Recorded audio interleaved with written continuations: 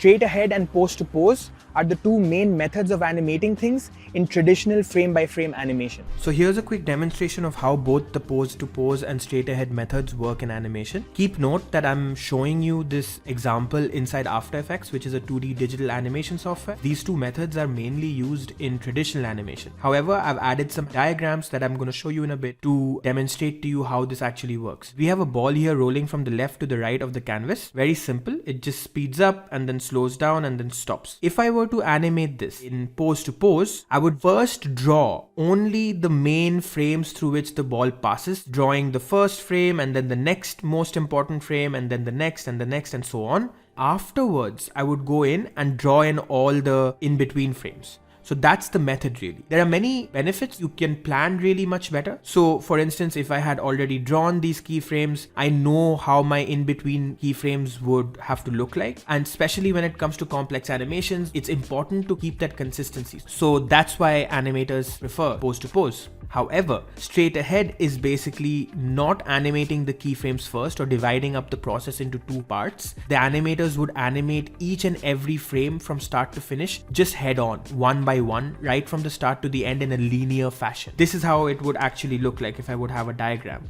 And straight ahead also has many benefits. It allows you to be quite flexible. It allows you to be quite experimental. So I would say pose to pose is quite effective when it comes to complex character animations.